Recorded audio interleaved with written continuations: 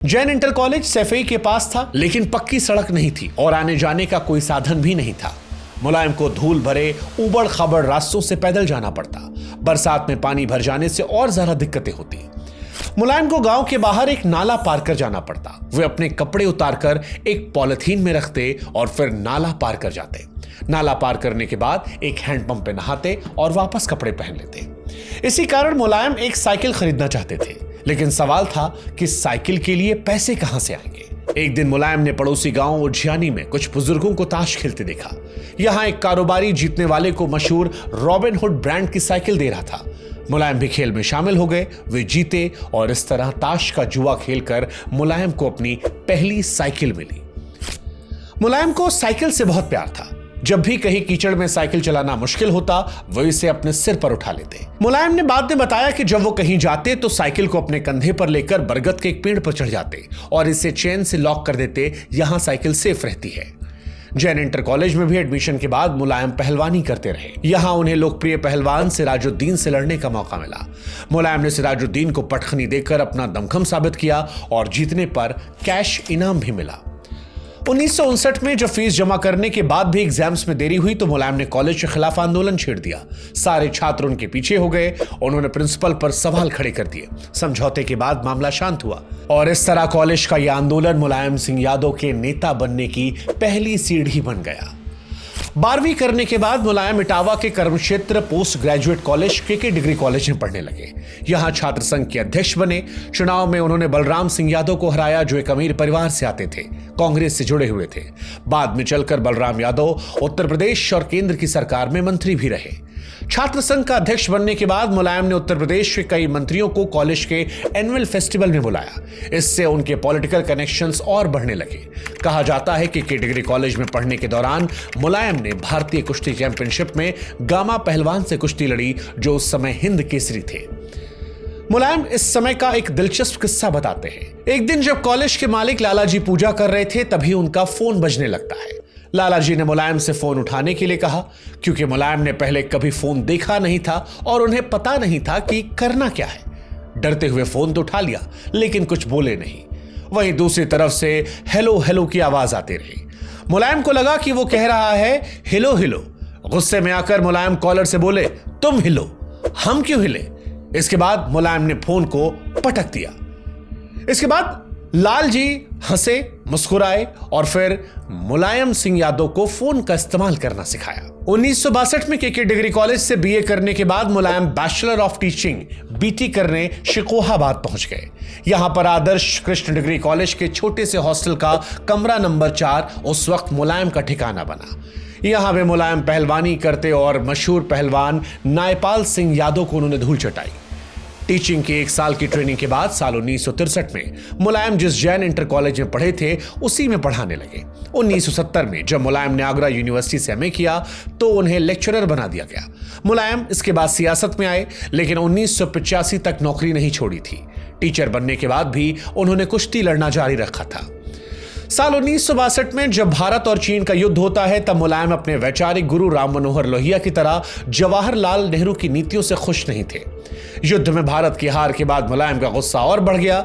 मुलायम युद्ध के लिए नेहरू को दोष देते थे। उनका कहना था कि नेहरू को डर था कि अगर युद्ध नहीं हुआ तो उनकी सरकार गिर जाएगी। 1963 में जब लोहिया फर्रुखाबाद सीट से लोकसभा उपचुनाव लड़े तो मुलायम ने उनका प्रचार किया। एक दिन जब वो प्रचार कर रहे थे तब उन्हें राम मनोहर लोहिया आते दिखे। ये लोहिया और मुलायम की पहली मुलाकात थी।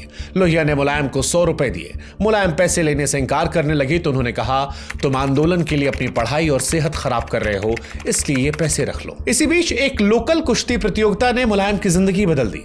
जसवंत नगर के विधायक नत्थू सिंह भी यहां पहुंचे थे। मुलायम बड़े बड़े पहलवानों को पटखनी दे रहे थे।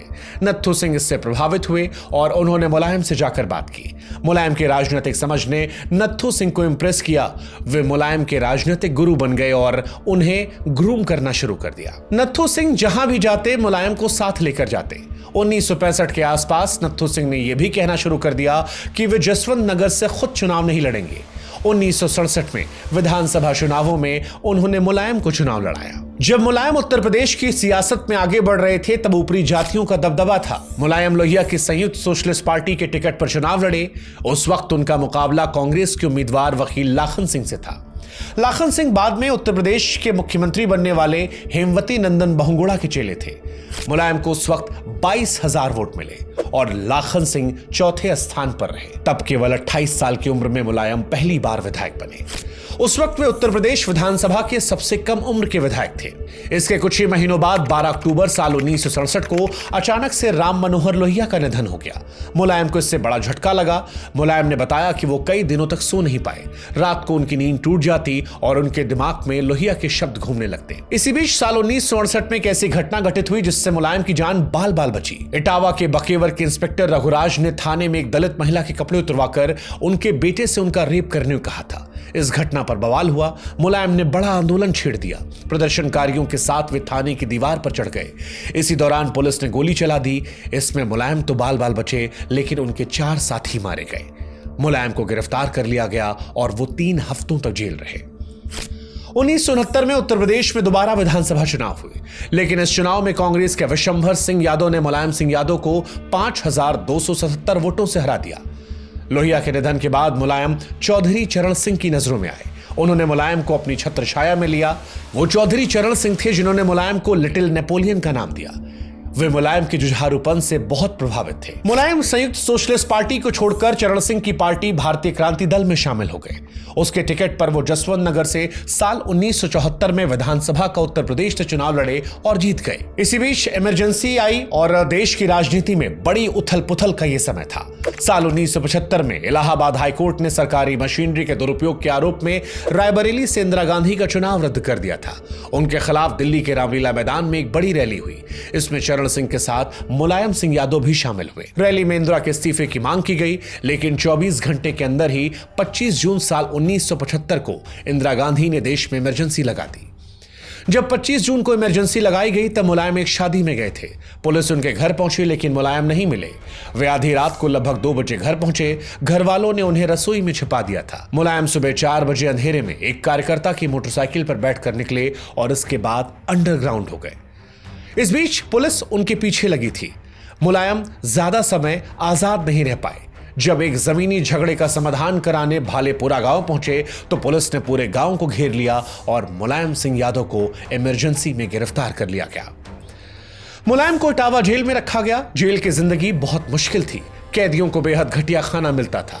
गंदे पानी में पकी दाल खाने से उस वक्त कई कैदी बीमार पड़ गए थे।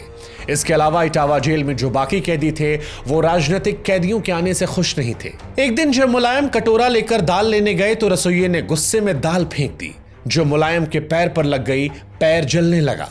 मुलायम को इसके बाद गुस्सा आया और लंबे चौड़े और खतरनाक दिखने वाले रसोइयों को पैर से पकड़कर जमीन पर पटक दिया। इसके बाद मुलायम ने तब तक खाना खाने से इंकार कर दिया जब तक उन्हें अलग से चूल्हा नहीं मिल जाता। दूसरी तरफ बाकी कैदियों ने भी हड़ताल कर दी और मुलायम के माफी मांगने तक राजनीतिक कैदियों के लिए खाना पकाने से इंकार कर दिया गया। हालांकि मुलायम झुके नहीं और उनके लिए अलग चूल्हे का इंतजाम किया गया। इधर इमरजेंसी के दौरान जबरदस्त नसबंदी हो रही थी। सैफई और आसपास के लोगों की नसबंदी की गई। इसके कारण मुलायम के भाई शिवपाल यादव दहशत में थे। बचने के लिए अपने भाइयों और भतीजों के साथ धान के खेतों में छिप जाते। मुलायम पूरी इमरजेंसी 19 महीने जेल रहे।